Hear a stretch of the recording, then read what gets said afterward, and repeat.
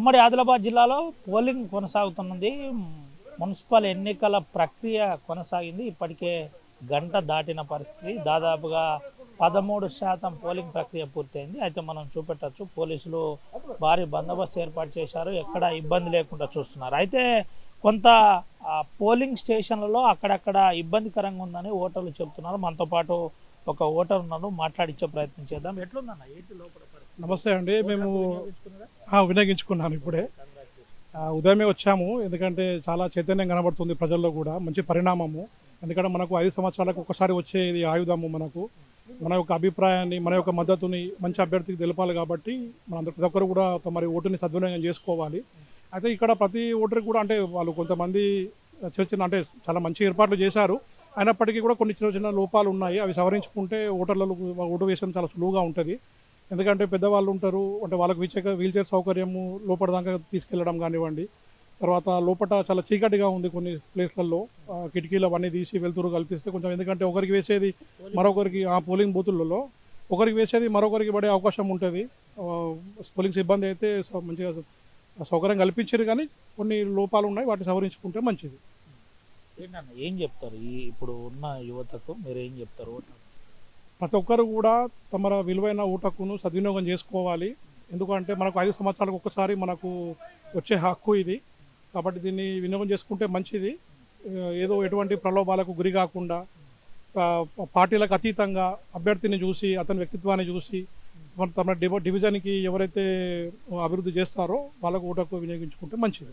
ఇది పరిస్థితి. అయితే ఎక్స్క్లూజివ్ విజువల్స్ చూపెట్టచ్చు. ఒక పెద్ద ఆయనను ఆ వీల్ చైర్పై తీసుకువచ్చి ఓటు వినియోగించుకోవడానికి కార్పొరేషన్ పరిధిలోని మంచిర్యాల కార్పొరేషన్ పరిధిలో తీసుకుపోతున్న పరిస్థితి. అయితే దీనికి మున్సిపల్ సిబ్బంది కూడా సహకరిస్తున్నారు. మనం చూపెట్టచ్చు. ఆర్టీవీ ఎక్స్క్లూజివ్గా ఒక పెద్ద ఆయన 90 సంవత్సరాలు పైబడి ఉంటుంది. తనకు నేరుగా పోలింగ్ కోసం తీసుకెళ్తున్న పరిస్థితి కనబడుతుంది. అయితే భారీ బందోబస్తు కూడా ఏర్పాటు చేశారు. మనం చూపెట్టచ్చు. నేరుగా వాదాలు జరుగుతున్న పరిస్థితి. అయితే ఇటు పోలింగ్ ఏజెంట్తో పాటు పోలింగ్ ఏజెంట్ లోపల ఉండాలి, ఎట్టి పరిస్థితుల్లో బయట ఉండొద్దని ఒక చర్చ కొనసాగుతున్న పరిస్థితి. ఎవరు కూడా సహకరించాలి, లేదంటే కఠినంగా ఉంటుంది, నిబంధనలు పాటించకపోతే సీరియస్గా ఉంటుందని పోలీస్ అధికారులు కూడా చెబుతున్న పరిస్థితి కనబడుతుంది. మనం ఒకసారి చూపెట్టచ్చు.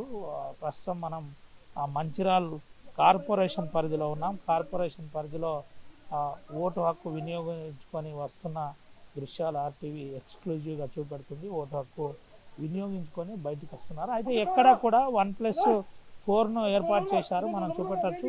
ఓటర్ల సంఖ్య కూడా పెరిగింది. సంఖ్య పెరిగి ఇప్పుడు ఓటు హక్కు వినియోగించుకోవడానికి అధిక సంఖ్యలో వస్తున్న దృశ్యాలు ఆర్టీవీ ఎక్స్క్లూజివ్గా చూపెడుతున్నాం. అయితే దీంట్లో పోలీస్ కొంత అప్రమత్తంగా ఉంటుంది. ఎక్కడ అవాంఛనీయ సంఘటనలు జరగకుండా జాగ్రత్త పడుతున్న పరిస్థితి మనకు కనబడుతుంది. దీంతో పాటు ప్రశాంతమైన వాతావరణంలో ఓటు హక్కు వినియోగించుకునే విధంగా చూడాలని చెబుతున్న పరిస్థితి మనం చూపెట్టచ్చు.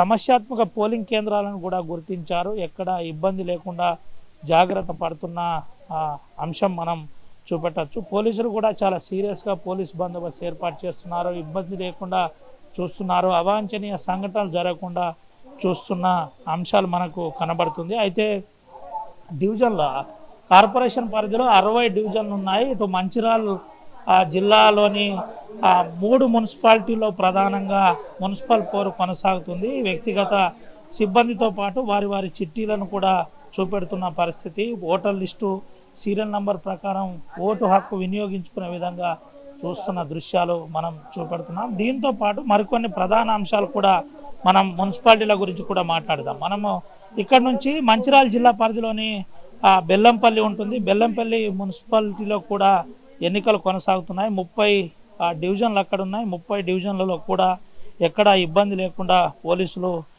జాగ్రత్త పడుతున్న పరిస్థితి కనబడుతుంది. ఆ నుండి నేరుగా ఆదిలాబాదు వెళ్దాం. ఆదిలాబాద్ 49 డివిజన్లలో ఎన్నికలు కొనసాగుతున్నాయి. 49 డివిజన్లో కూడా జాగ్రత్త పడుతున్న అంశాలు మనకు కనబడుతున్నాయి. అక్కడ నుండి మనం ఆసిఫాబాద్ వెళ్ళినట్టుగైతే ఆసిఫాబాద్ 20 డివిజన్లలో ఎన్నికలు కొనసాగుతున్నాయి. 20 డివిజన్లలో కూడా ఎన్నికలు కొనసాగుతున్న అంశాలు. అక్కడ కూడా కొంత ప్రశాంతమైన వాతావరణంలో ఎన్నికలు కొనసాగే విధంగా జాగ్రత్త పడుతున్న అంశాలు మనం చూపెట్టచ్చు. దీంతో పాటు కొన్ని ప్రధాన అంశాలు కూడా చూపెట్టే ప్రయత్నం చేద్దాం.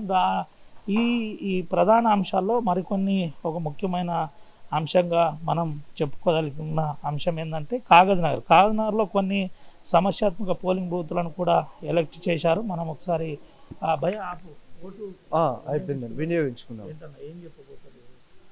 మున్సిపాలిటీ నుంచి కార్పొరేషన్ అయింది కాబట్టి మేము డెవలప్మెంట్ గురించి చాలా ఆలోచిస్తున్నామండి. సో మా మంచిర్యాల పట్టణాన్ని డెవలప్ చేయాలని కోరుకుంటున్నాం. అన్ని आपका वोट हो गया तो? हो गया वोट हो गया अच्छा, कितना बार डाले आपने वोट? कितना बार दिया आप? वो बहुत बार ठीक है, मुबारक. ఇది పరిస్థితి. అయితే ఓటు హక్కు వినియోగించుకున్నామని చెప్తున్నాం. అయితే మనం ఎగ్జిట్ గేట్ వద్ద ఉన్నాం. పోలింగ్ స్టేషన్లు సమస్యాత్మక పోలింగ్ స్టేషన్ల వద్ద ఎటువంటి ఇబ్బంది లేకుండా జాగ్రత్త పడ్డ పరిస్థితి మనం ఒకసారి లోపల కూడా చూపెట్టచ్చు. Ballot box వినియోగించుకుంటున్నారు. అధికారులు కూడా ఎక్కడ ఇబ్బంది లేకుండా జాగ్రత్త పడుతున్న అంశం కనబడుతుంది. అక్కడ నేరుగా పిఎస్ నంబర్ 228 అని ఉంటుంది, వార్డ్ నంబర్ 53 అని ఉంటుంది. సిబ్బందిని కూడా మనం చూపెట్టచ్చు. సిబ్బంది అబ్జర్వర్లు, మైక్రో అబ్జర్వర్లు, దీంతో పాటు పిఓలు, ఏపీఓలు కూడా ప్రధానంగా ఉన్న అంశం కనబడుతుంది. ఓటు హక్కు వినియోగించుకుంటున్న అంశం కూడా మనం చూపెట్టచ్చు. ఈ విధంగా ప్రధానంగా కొన్ని అంశాలు మనం చూపెడదాం. అయితే దీంతో పాటు మనం నిర్మల్కు వెళ్దాం. నిర్మల్లో కూడా 49 డివిజన్లు ఉన్నాయి. 49 డివిజన్లలో ప్రధానంగా ఎన్నికల ప్రక్రియ కొనసాగుతుంది.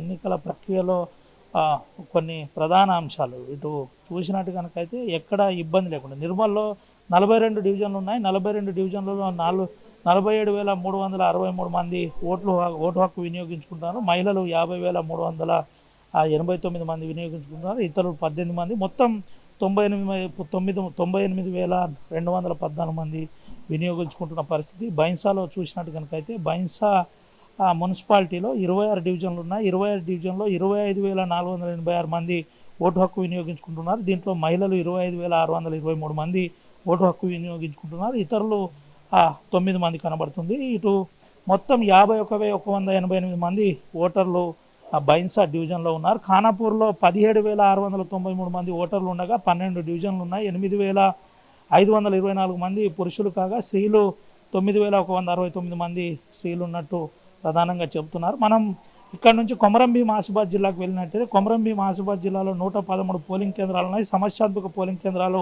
34 ఉన్నాయి. పీఓలు 151 మందిని వేశారు. ఓపీఓలను 289 మందిని వేశారు. 20% అదనంగా సిబ్బందిని కూడా కల్పించారు. అయితే ఆసిఫాబాద్లో 13,925 మంది ఓటర్లు ఓటు హక్కు వినియోగించుకొని ఉన్నారు. కాకినాడలో 5,197 మంది ఓటు హక్కు వినియోగించుకొని ఉన్నట్టు చెబుతున్న పరిస్థితి. 113 పోలింగ్ కేంద్రాలను ఏర్పాటు చేశారు. 128 పోలింగ్ కేంద్రాలను ఏర్పాటు చేశారు. జిల్లా ఎస్పీతో పాటు జిల్లా కలెక్టర్ భారీ బందోబస్తు ఏర్పాటు చేసిన అంశంగా మనం చూడొచ్చు. అక్కడి నుంచి మంచిర్యాల జిల్లాకు కనుక వెళ్ళినట్టయితే మంచిర్యాల జిల్లాలో 49, ఇటు ఆదిలాబాద్ జిల్లాకు వెళ్ళినట్టయితే ఆదిలాబాద్ జిల్లాలో 49 డివిజన్లు ఉన్నాయి. బరిలో 314 మంది ఉన్నారు. మొత్తం ఓటర్లు 1,43,655 మంది ఉన్నారు. పోలింగ్ కేంద్రాలు 216 పోలింగ్ కేంద్రాలు ఉన్నారు. సమస్యాత్మక పోలింగ్ కేంద్రాలు 120 ఐడెంటిఫై చేశారు. మైక్రో అబ్జర్వర్లను 39 మందిని ఇక్కడ పెట్టిన పరిస్థితి. దాదాపుగా ఎక్కడ అవాంఛనీయ సంఘటనలు జరగకుండా జిల్లా ఎస్పీతో పాటు జిల్లా కలెక్టర్ రాజర్షి షా కూడా ప్రయత్నం చేస్తున్నారు. అఖిల్ మహాజన్ ఆధ్వర్యంలో ప్రధానంగా భారీ బందోబస్తు కూడా అక్కడ ఏర్పాటు చేసినట్టు మనకు చెబుతున్న పరిస్థితి కనబడుతుంది. ఇబ్బంది లేకుండా చూస్తున్నారు. ఒకసారి మంచిర్యాల జిల్లాకు వచ్చినట్టు కనుకైతే 60 డివిజన్లు 265 పోలింగ్ కేంద్రాలు 1,80,177 మంది ఓటు హక్కు వినియోగించుకుంటున్నారు. బ్యాలెట్ బాక్సులు 90 కాగా ఇటు కాతనపల్లిలో బ్యాలెట్ బాక్సులు 150 బ్యాలెట్ బాక్సులను వాడుతున్నారు. ఇటు చెన్నూరులో 108 బ్యాలెట్ బాక్సులు వాడుతున్నారు. చెన్నూరులో 80 బ్యాలెట్ బాక్సులు, లక్షపేటలో 72. ఒకసారి వివరాల వైజ్గా చూసినట్టు కనుకైతే బెల్లంపల్లిలో 44,575 మంది ఓటు హక్కు వినియోగించుకుంటున్నారు. కేతనపల్లిలో 29,731 మంది ఓటు హక్కు వినియోగించుకుంటున్నారు. చెన్నూరులో 19,903 మంది ఓటు హక్కు వినియోగించుకుంటున్నారు. లక్షపేటలో 18,333 మంది ఓటు హక్కు వినియోగించుకుంటున్నారు. ఇటు ఆ మంచిర్యాలలో 60 డివిజన్లు, బెల్లంపల్లిలో 34 డివిజన్లు, కేతనపల్లిలో 22 డివిజన్లు, చెన్నూరులో 18 డివిజన్లు, లక్షడిపేటలో 15 డివిజన్లు ఉన్న అంశాలు మనకు కనబడుతుంది. నిర్మల్లో మనం ఇదివరకే చెప్పాం, మళ్ళీ ఒకసారి రిపీట్ చేస్తున్నాం. 42 నిర్మల్ డివిజన్లు కాగా బైన్సాలో 26 డివిజన్లు, ఖానాపూర్లో 12 డివిజన్లు, జిల్లా ఎస్పీ జానకి శర్మిల ఆధ్వర్యంలో అక్కడ ఆ జిల్లా కలెక్టర్ నిర్మల్ ఆధ్వర్యంలో ప్రధానంగా బందోబస్తు ఏర్పాట్లు కొనసాగుతున్నాయి. ఇటు మంచిర్యాల జిల్లాలో ఎక్కడ ఎటువంటి అవాంఛనీయ సంఘటనలు లేకుండా చూస్తున్న అంశాలు మనకు కనబడుతున్నాయి. ఓటు హక్కు వినియోగించుకుంటున్న ఆర్టీవీ ఎక్స్క్లూజివ్ విజువల్స్ కూడా చూపెడుతున్నాం. మనం ఒకసారి ప్రధానంగా అధికారులతో కూడా కొంత మాట్లాడించే ప్రయత్నం చేద్దాం. అధికారులతో మాట్లాడించి కొన్ని అంశాలు పోలింగ్ ఆ ప్రక్రియ ఏ విధంగా కొనసాగుతుంది మనం పిఓ గారితో మాట్లాడించే ప్రయత్నం చేద్దాం. ఎట్లా నడుస్తుంది? ఓకే సార్, బాగానే ఉంది. మంచిగా ఎలాంటి సంఘటన జరగట్లేదు, కామ్గా ఉంది. సార్ కొంత చీకటిగా ఉంది, ఇబ్బంది అవుతుందని కొంత ఎలాంటి ఇబ్బంది లేదు, బాగానే ఉంది. ఎట్లున్నారు సార్? ఓటర్లు సహకరిస్తున్నారా? సీరియల్ నంబరు ఎట్లా చూస్తున్నారు? ఏజెంట్లు కానీ పోలింగ్ బూత్ ఏ విధంగా మీరు అబ్జర్వేషన్ చేస్తున్నారు? ఎట్లా ఓటర్ని ఐడెంటిఫై? ఏజెంట్లు చెప్పిన నెంబర్ ప్రకారం మేము టాలీ చేసుకుంటున్నాం. కరెక్టే అనిపించినప్పుడు ఆయనకి అలౌ చేస్తున్నాం, లేకపోతే ఆపేస్తున్నాం. ఏం చెప్తారు సార్ ఒక అధికారిగా ఓటర్లకు మీరు ఏం ప్రశాంతమైన వాతావరణంలో జరగాలి, ఎలాంటి అల్లరి జరగకుండా మనం కామ్గా చేసేద్దామని చెప్తాం.